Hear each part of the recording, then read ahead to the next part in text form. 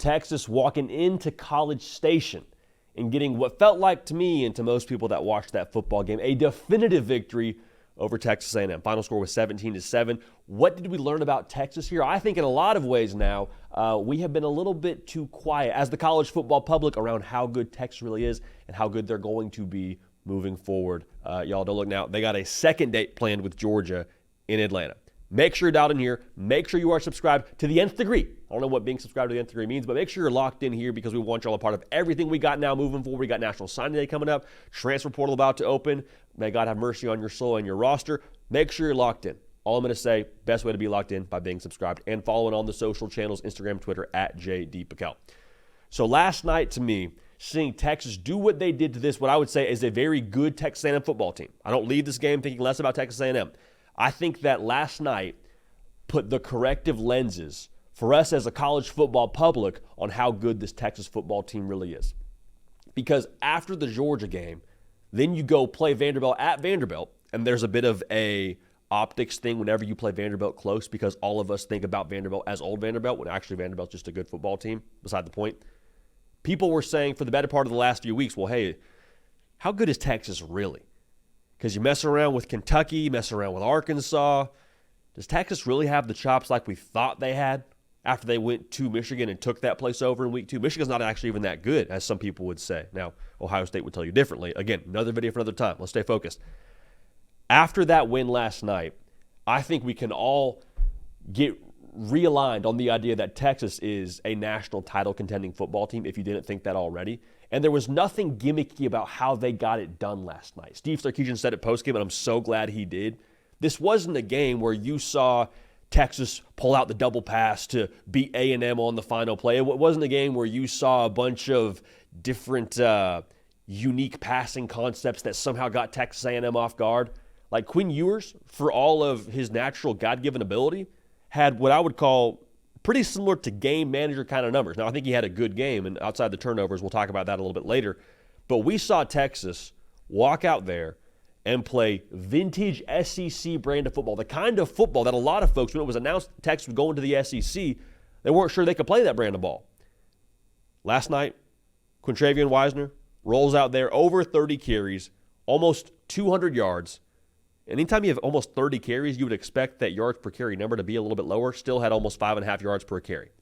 All right, so they went out there and imposed their will, again, on what I believe is a good Texas A&M defense and a good Texas A&M football team. They do the things, does Texas, that's going to translate and going to travel moving forward now. Like running the football, stopping the run, being physical on both lines of scrimmage. You can take that and play Georgia. You can go to State College and play that way. You can go to Columbus, Ohio and play that way, though I don't think you'll have to go to Columbus, Ohio and play that way. Food for thought. Everything they're doing is what I would consider to be like good football team things that you can take on the road with you. Give Steve Sarkisian a lot of credit for how he has built this roster, because that was the discussion going into the year. Hey, they had lightning in a bottle last year, had all the stars kind of aligning. Xavier Worthy was balling. Adonai Mitchell was a huge get via the portal that, was a powder keg. Quinn Ewers put it all together. However, lost some pieces on defense. Lose your whole wide receiver core. How does Texas pick up the pieces? And we've always talked about Steve Sarkisian as a play caller. I think we need to put some different kind of respect on his name as a builder of a program. Not just like that's good, he called a good game. Like, he legitimately put together what I believe is one of the best rosters in college football and has them playing like one of the best rosters in college football. Going back to the defensive line, you lost 2 All-Americans in the middle there. Last night, Texas A&M, 0 for 3 on 4th down. 3 yards a carry on the night. Like, that's grown man football. Nothing gimmicky about Texas now. And that's going to translate. That's going to be a thing that is consistent, I believe, going forward here, regardless of what you get at the quarterback position. Now, I happen to believe that there is more in the tank for Quinn Ewers. I think his best football is still ahead of him. I think the fact that you've seen him play at a high level this season is encouraging. Last night, the turnovers kind of mucky up the picture for him. The box score isn't the prettiest, 17 for 28, just over 200 yards. But if you watched that football game, I thought he looked good. I'm not saying he's an All-American or a Heisman Trophy winner like we predicted him to be at the beginning of the season, but I thought Quinn Ewers, for the most part, did what he needed to do for his team to win that game last night. That's all you can ask for. He looked like he was in better rhythm. I think you saw the downfield passing game be a little bit more dialed in. So if this is the trend for Quinn Ewers, if he progresses this way and he continues to kind of get his feet back underneath him and this receiving core and him continue to gel as they move into the college football playoff and before that the SEC championship game, Texas is going to be fine. Like I still believe now with how good this roster is at Texas, the luxury that you don't need Quinn Ewers on his A-plus game to win, at some point in time I think you will get Quinn Ewers' best game. I really believe that. The fact that you haven't had it yet I think is in a weird way concerning but at the same time encouraging.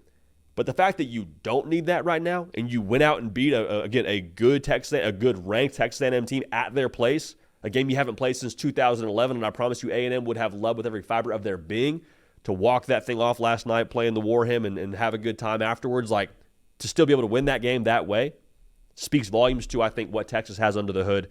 And as Quinn Ewers progresses, Texas will get only more and more dangerous.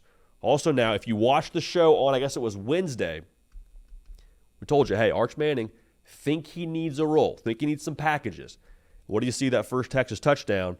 Hey, Archer in the game, quarterback design run game, Texas A&M off balance. They struggle with the quarterback run. Arch Manning gets in the end zone. I'm not saying, I'm just saying. I promise you, too, there's more to that package. There's more to the Arch Manning role. Like, we did not see the end-all, be-all for him last night. As they expand that menu, I promise you, Glenn Schumann, Kirby Smart, everyone that could draw Texas in the first round or the second round of the college football playoff, they're going to have to go back to this tape and say, okay, how do we prep for this?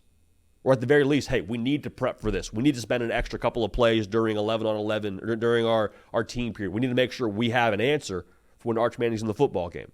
So I'm not telling you that just totally breaks the game plan as a defense, but what I would say is that's freaking annoying to have to deal with.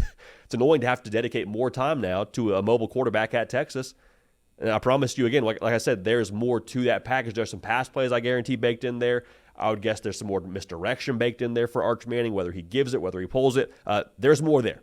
So now for Georgia, you got to prep for that. Got to prep for 16. That only makes Texas more dangerous. Was talking with Caden Smith before we did the segment. I think he said it perfectly. If you're Texas, you now have more answers than you've had to this point in the season. Run game's in full force. Receivers look like they're catching their stride. Ryan Wingo's been phenomenal this year as a true freshman, along with Golden. Isaiah Bond, I think, once he's up and rolling, what he is, Gunnar Helm, like the defense, you can win in a rock fight. There are so many answers here for Texas, which should make you feel real good about your chances here going forward. We said it a few weeks ago. I think Texas is a semifinal caliber team at the minimum.